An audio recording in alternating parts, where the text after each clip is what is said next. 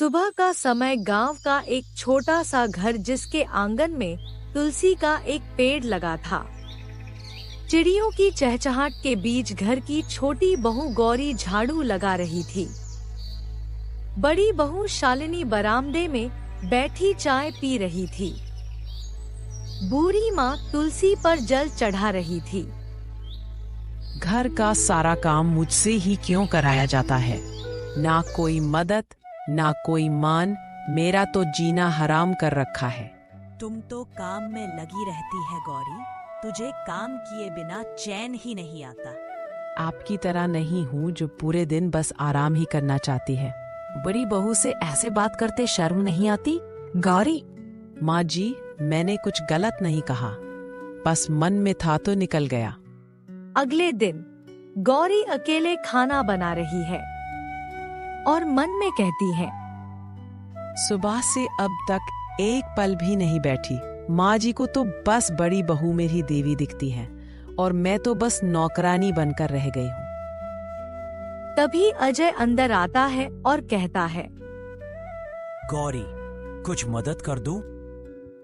नहीं जी, आप तो मजदूरी जाने की तैयारी कीजिए, जैसा कि आपके घर वाले चाहते हैं। मैं कर लूंगी सब अकेले। गौरी, माँ को समझाना मुश्किल है। वो बचपन से ही भैया को ज्यादा मानती आई है और बहू के रूप में भी शालिनी को ही देखती हैं। दोपहर का समय आंगन में चारपाई पर माँ और शालिनी बैठे बातें कर रही हैं। शालिनी बेटी, तुम तो इस घर की लक्ष्मी है। तेरे भाग्य से ही मेरे घर में पोती हुई है। माँ जी, ये सब आपका आशीर्वाद है। और उस गौरी को देखो, बस अपनी दुनिया में मस्त रहती है। तेरे जैसे संस्कार थोड़े ही है उसमें। वही गौरी दूर से ये सब बातें सुन रही है और आंखों में आंसू आ जाती हैं। अजय और गौरी दोनों अपने कमरे में बातें कर रहे होते हैं। अजय दुखी होकर कहता है, गौरी, तुम्हें बुरा लगा जो माँ ने कहा। मैं माँ की तरफ से माफी मांगता हूँ। अब तो आदत सी हो गई है, लेकिन दर्द तो होता ही है। हम अभी कुछ बदल तो नहीं सकते, पर मैं हमेशा तुम्हारे साथ हूँ। अगले दिन सुबह रसोई घर में कावेरी देवी गौरी से कहती है, गौरी, शालिनी के लिए अदरक वाली चाय बना देना, उसकी तबीयत नासाज है। मेरी भी तो रात से तबीयत ठीक नहीं है माँ जी, फिर भी आपने मुझसे नहीं पूछा। अब बीमारी के बहाने बनाने भी सीख लिए तूने। गौरी चुप हो जाती है, उसे दुख होने लगता है। शाम को विक्रम काम से लौटता है। कावेरी देवी उसका हाल चाल पूछती है। आ बेटा, थक गया होगा। अभी पानी लाई मामी। गौरी देखती है कि बड़े बेटे का खूब सम्मान हो रहा है, पर उसे कोई नहीं पूछता। गौरी और अजय दोनों कमरे में बैठे बातें करते हैं। गौरी कहती है, धैर्य की भी एक सीमा होती है अजय जी, पता नहीं कब खुशहाली आएगी।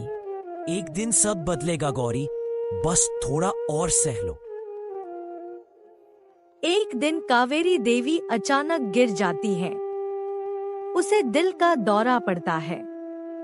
कावेरी देवी को डॉक्टर के पास ले जाया जाता है।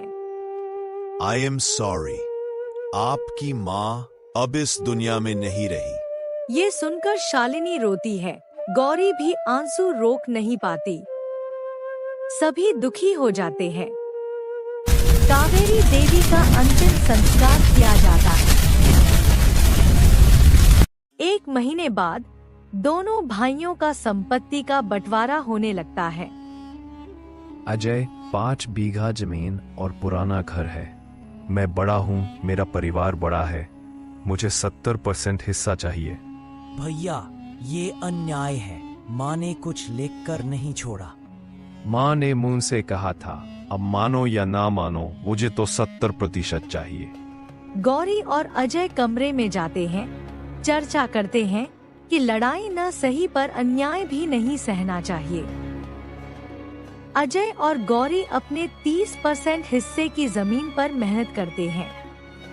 विक्रम का खेत बड़ा है, लेकिन लापरवाही से फसल सूखने लगती है।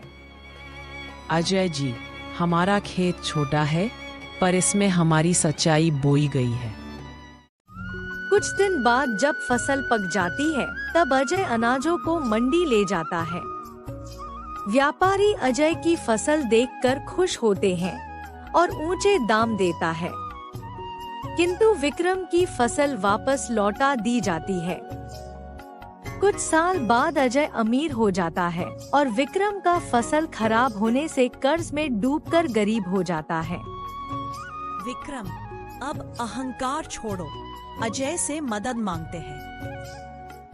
अगले दिन विक्रम अजय का घर जाता है, उससे मदद मांगता है। मेरी बेटी बीमार है अजय, इलाज के लिए मदद चाहिए। भैया आप चिंता मत कीजिए, मैं पूरा खर्च उठाऊंगा और कर्ज भी चुका दूंगा। मैंने तुम्हारे साथ अन्याय किया, मुझे माफ कर दो। समय सबसे बड़ा शिक्षक है भैया, हम अब भी भाई हैं। अब चिंता की बात नहीं, बच्ची स्वस्थ हो जाएगी।